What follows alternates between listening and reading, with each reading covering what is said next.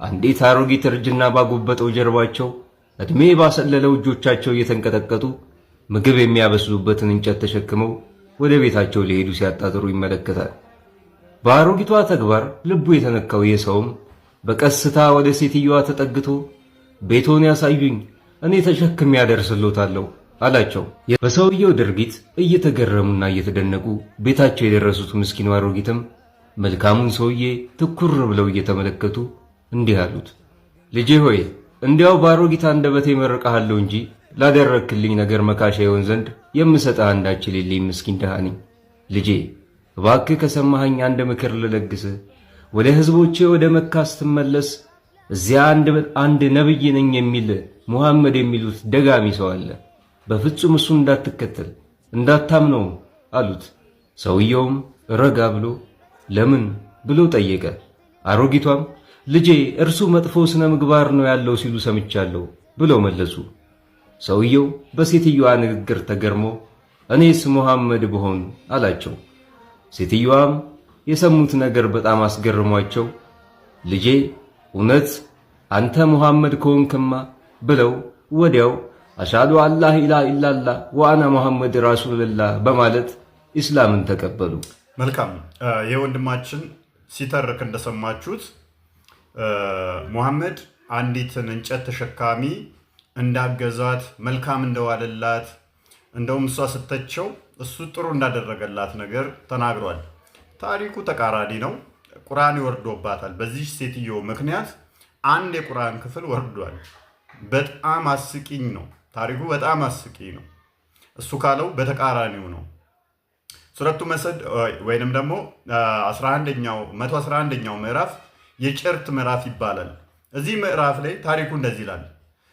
ቁጥር 1 የአቡላብ 2 እጆች ከሰሩ ጠፉ፣ እርሱም ከሰረ።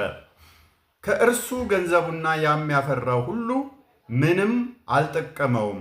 የመንቀልቀል ባለቤት የሆነችን እሳት በእርግጥ ይገባል፣ ሚስቱም ትገባለች፣ እንጨት ተሸካሚ ስትሆን በአንገቷ ላይ ጭርት የሆነ ገመድ ያለባት ስትሆን ይላል። ወንድማችን ሲያነብ እንደሰማችሁት እንጨት ተሸካሚዋን መልካም ውለታ ውሎላት ጥሩ ምናምን ነገር እሷ እንደውም ስተቸው እሱ ጥሩ እንዳደረገላት ነበር የተናገረው አይደለ? እዚህ ታሪክ ላይ የቁርአኑ ክፍል የሚነግረን ግን በተቃራኒው ነው። ጋነም ትገባለች ነው የሚላት እንጂ ሙሐመድ ጥሩ እንደዋለላት አይደለም። ታሪኩ ምንድን ነው ካላችሁ ሐዲሱን እንደምትመለከቱት ሙሐመድ በጠዋት ይነሳና የሆነ ጋራ ላይ ሄዶ ይጮሃል። በከተማው የነበሩት ሰዎች ተሰብስበው ይሄዳሉ። ከነዛ ውስጥ አንዱ አቡላብ ነበረ።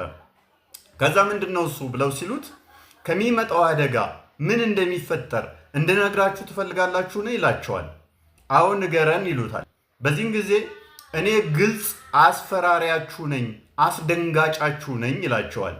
በዚህም ጊዜ አቡላብ ይናደድና ጥፋ ከዚህ ብሎት አፈር በትኖ ይሄዳል ማለት ነው። አቡላብ ጥፋ ከዚህ ብሎት ሙሐመድን ይሄዳል ማለት ነው። ይህን ጊዜ ሙሐመድ ምን ይላል? አቡላብ ጋነም ይገባል ይላል። ሚስቱ ይሄን ጊዜ እንጨት ተሸካሚ የነበረ እንጨት እንትምትል ምን ትላለች? ሙሐመድ ትናደድበታለች። እየረበሸን ነው እሷም ትላለች ማለት ነው። ከዛ ምን አለ ሙሐመድ? ቁርአን ወረደልኝ አለ።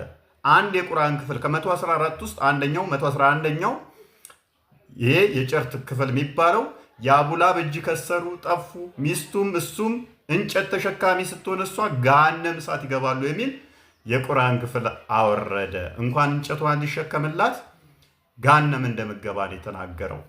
እንደውም እሷ ስትመጣ ወደሱ ተደብቋታል። ምክንያቱም ሼም ዞት እንዴት ገሃነም ትገባለች ይለኛል ብላ ወደሱ ስትመጣ ያው ተፍሲር ኢብን ከሲር እንደሚናገረው እንደተደበቀች ይናገራል ማለት ነው።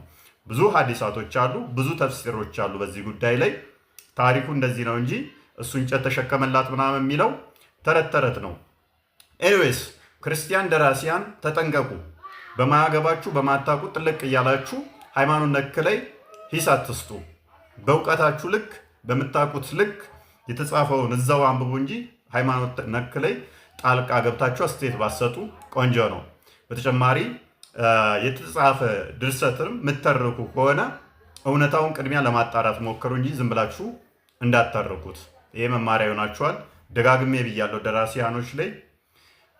አለበለዚያ እንደዚህ ኤክስፖዝ እናደርጋችኋለን።